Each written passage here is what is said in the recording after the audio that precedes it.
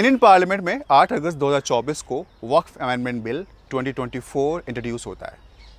ये बिल दरअसल 1995 के वक्फ एक्ट को बदलने के लिए है, जो कि इंडिया में वक्फ लैंड वक्फ प्रॉपर्टीज़ को रेगुलेट करता है। इस बिल के आते ही देश भर में हंगामा मच जाता है। ये बिल न सिर्फ बज़ क्रिएट करता है, बल्कि मुस्लिम समाज के साथ साथ अपोजिशन पार्टीज़ की मुखालफतों को भी इनवाइट करता है। हम समझते हैं कि ये बिल है क्या और इसके नुकसानात क्या हैं और इस पर मुस्लिम समाज का ऑब्जेक्शन क्या है। हर एक्ट में 50-50 साल 60-60 साल से बने हुए हर एक्ट में ये लिखा हुआ है कि इसको मैनेज करने वाला हर शख्स जो है वो मुसलमान वो हिंदू होगा। जबकि यहाँ पर और यही कानून है इंडिया का, आज से नहीं 150 साल से ये कानून है कि अपने अपने मज़हब के संस्थाएं खुद मैनेज करो। ये कानून है इंडिया का, सब पूरी दुनिया का भी है, यहाँ का भी है। नीम पे करेला, हर स्टेट वक्फ बोर्ड का रोज़मर्रा का काम करने वाला जो आदमी होता है वो कहलाता है CEO, चीफ एग्जीक्यूटिव ऑफिसर। उसके लिए भी एक्ट में हमेशा से कोई 100 साल से लिखा हुआ डिफरेंट एक्ट्स में कि वो भी मुसलमान होगा, वो भी हटा दिया कि उसके मुसलमान होने की कोई क़ैद नहीं। तो अब मतलब ये हुआ कि किसी के कहीं मुसलमान होने की क़ैद नहीं, मुसलमानों का कंट्रोल वक्फ प्रॉपर्टीज़ के ऊपर से ख़त्म। अब इन्होंने ये किया कि एक ही झटके में अब ये कर दिया कि कलेक्टर तय करेगा कि कौन सी प्रॉपर्टी जिसको कि वक्फ प्रॉपर्टी कहा जा रहा है वो वक्फ प्रॉपर्टी नहीं है बल्कि वो गवर्नमेंट प्रॉपर्टी।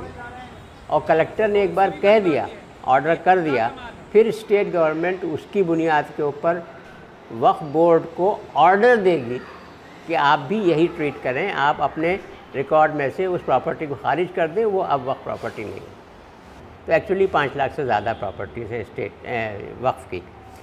और इनकी जो ज़मीन है उसमें जो टोटल एकरेज है, कितना एकड़ ज़मीन है, वो भी 5,72,000 कुछ ऐसा बनता है। इतने एकड़ ज़मीन है। अब आप उसका अंदाज़ा खुद ही लगा लें कि जो बुक वैल्यू है उस वक्त 2006 में वही बिलियंस में थी, बिलियंस ऑफ डॉलर्स में और अब तो जाहिर है उसमें उसको कई गुना आप मल्टीप्लाई कर दीजिए तो it's neither here nor there, वो तो बहुत ही, लेकिन उसकी कोई सिग्निफिकेंस है नहीं। क्योंकि टोटल जितनी वक्फ प्रॉपर्टीज़ हैं वो इस कदर मिसमैनेज्ड है कि उसकी जो टोटल इनकम है वो बहुत कम, थोड़ी सी, कोई 100-200 करोड़ रुपए पूरे सारे वक्फ बोर्डों के मिला करके पूरे इंडिया के इतनी आमदनी टोटल होती है।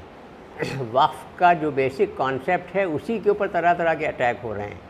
वक्फ के बेसिक कॉन्सेप्ट के ऊपर अटैक करना एक प्रोविज़न बहुत पहले से चला आ रहा है कि कोई भी वक्फ बोर्ड अगर ये तय करता है कि फ़लाँ प्रॉपर्टी जो वक्फ की है वो बहुत दिनों से एनक्रोचमेंट है, उसके अंदर नाजायज़ कब्ज़ा है, तो उसको छुड़ाने के लिए जो ज़रूरी कानूनी कार्रवाई है वो करे। ये वो सेक्शन ख़त्म करके ये पावर वक्फ बोर्ड का ख़त्म कर दिया इसके अंदर जो रिवाइज बिल आ रहा है। लेकिन जब ये बात आई कि हमारा बेसिक वजूद जो है वही ख़तरे में पड़ रहा है बाकायदा तरीक़े से, तब तो फिर बोलना ही बोलना है। अभी भी नहीं बोलना तो कब बोलेंगे। इंडिया में वक्फ का मतलब है कब्रिस्तान, मस्जिदें और चैरिटी में दी गई हुई वो ज़मीनें जहाँ पर यतीम खाने चलते हैं और ऐसे प्रॉपर्टीज़ जिसकी आमदनी से बेवाओं को और मुस्लिम समाज में ज़रूरतमंदों को मदद की जाती है।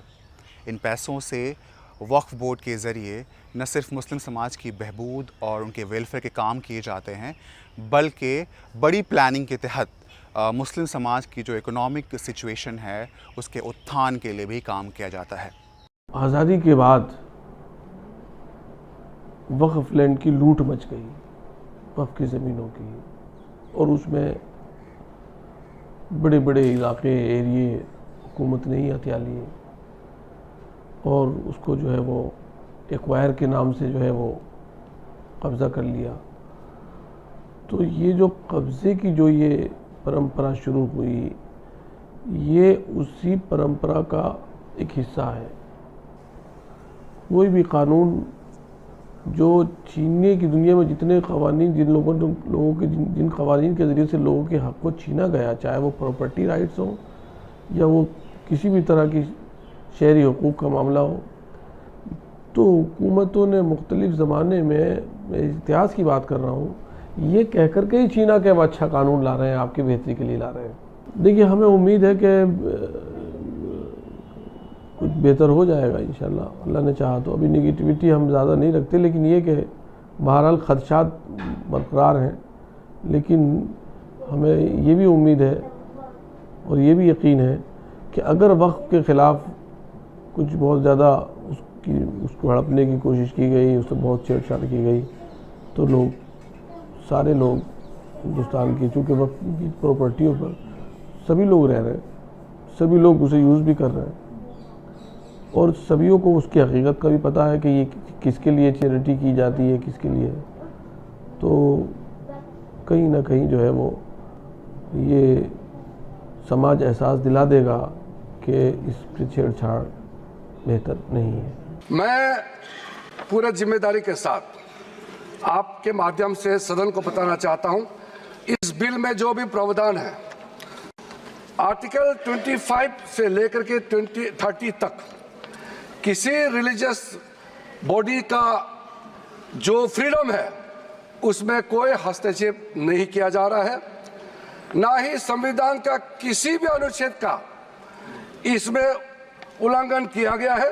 मैं आज इस सदन में आपके माध्यम से खास करके कांग्रेस पार्टी को कहना चाहता हूं, ये अमेंडमेंट आज सरकार इस सदन में ला रहे हैं, ये एक तरीके से आप लोगों ने जो भी कदम उठाया है, आप लोगों ने जो भी चाहा है, वो आप नहीं कर पाया, वही चीज करने के लिए हम आज ये अमेंडमेंट प्रपोज किया गया है। अब जब मैं इसका विवरण दूंगा तो आप बिल्कुल सहमत होगा मैं जो आपके सामने में बात रख रहा हूं।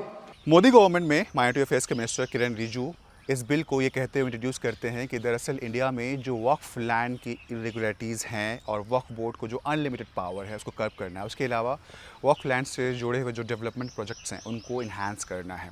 लेकिन अपोजिशन पार्टीज़ ने इन तमाम दलीलों को खारिज कर दिया और कहा कि दरअसल इस बिल का मकसद मुस्लिम समाज को टारगेट करना है।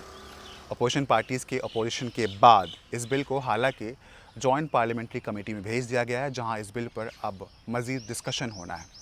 लेकिन देखने वाली बात यह होगी कि अब ये बिल जब नेक्स्ट सेशन में वापस आएगा तो किस तरह का इम्पैक्ट दे पाएगा। वीडियो जर्नलिस्ट सोहेल भट्ट के साथ वीओ इंडिया के लिए सोहेल कासमी।